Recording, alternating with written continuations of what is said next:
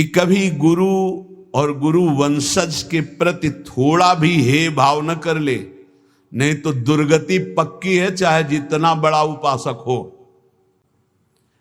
कृष्णदास जी बहुत बड़े महापुरुष हैं, पूरे श्रीनाथ जी की सेवा के अधिकारी हैं, अधिकारी पदवी नहीं की है। अब किसी सेवा पद्धति को लेकर कृष्णदास जी से श्री विट्ठलनाथ गोस्वामी जी ने, तो कृष्णदास जी असंतुष्ट हो गए। कभी ऐसा नहीं होना चाहिए।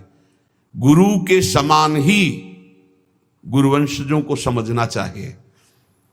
जैसे हमारे गुरुवंश के अगर बच्चा भी आ जाए तो हम उसके झुककर चरण छुएंगे, उसको गुरु के समान आसन पर बैठा लेंगे और नीचे उतरकर हम बैठेंगे।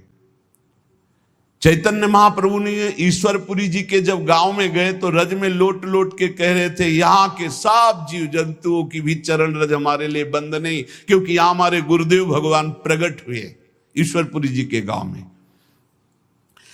यहां त्रुटि हो रही है कृष्णदास जी से। कृष्णदास जी ने क्या किया कि जो गोपीनाथ जी गोलोक गमन हो गया था, तो उनकी पत्नी और उनके पुत्र पुरुषोत्तम जी अभी छोटे थे, उनसे बात की और गद्दी पर पूरा अधिकार कर लिया। पुरुषोत्तम है ही, क्योंकि उनके पिता गोपीनाथ जी अधिकारी थे, और हटा दिया श्री विट्ठलनाथ जी को।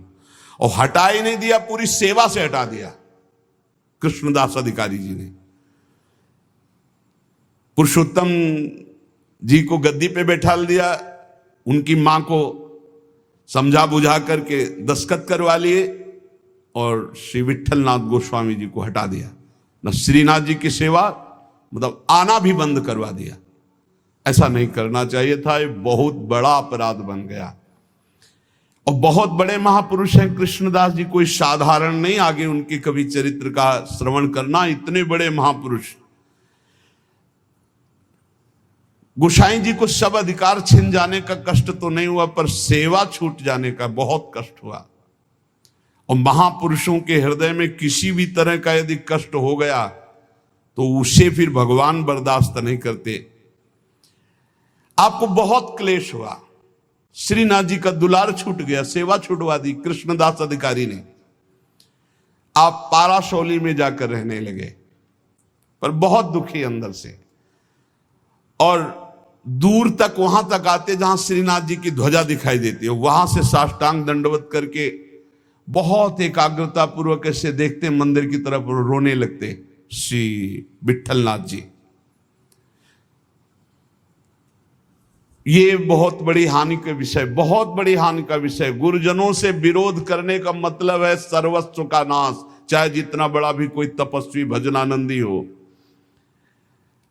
एक श्री रामदास जी भीतरिया जो ठाकुर जी की सेवा में रहते थे, वो श्री विट्ठलनाथ जी की स्थिति से परिचित थे।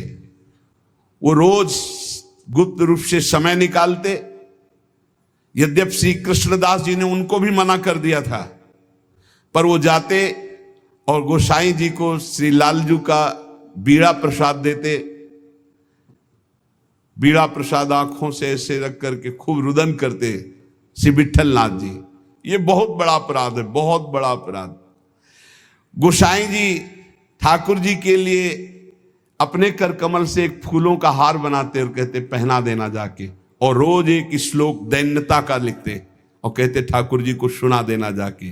श्री रामदास जी नित्य प्रति आकर वो फूलों का हार और ठाकुर जी को एक श्लोक सुनाते, ठाकुर जी को फूलों का हार पहनाते, और ठाकुर जी रोज एक पान की बीड़ी देते जो उनको जाके देते और उनको प्रणाम करते। एक दिन ठाकुर जी ने संदेश में कहा कि गोसाई जी से कह दो मेघ तो समय पर बरसेगा, तुम दुखी क्यों हो रहे हो?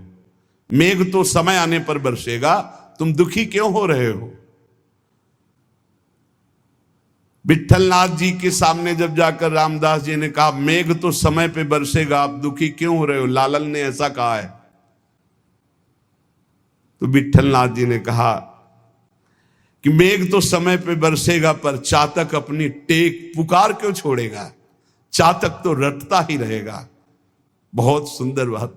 अगर चातक अपनी रटन छोड़ दे तो चातक कैसा? मेघ तो समय पे बरसेगा, वो बरसे, लेकिन चातक अपनी रटन नहीं छोड़ सकता। मेरी रटन घटने वाली नहीं, मैं तो रो रो कर आपको पुकारता ही रहूंगा।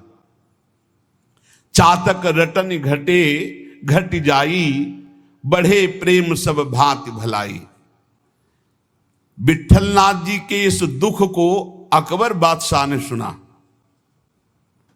उसने तत्काल आदेश किया और कृष्णदास जी को बंदी बना के जेल में डाल दिया और गोसाई जी को विरुद्ध आचरण किया, इसलिए उनको कठोर दंड कृष्णदास जी को बादशाह अकबर ने।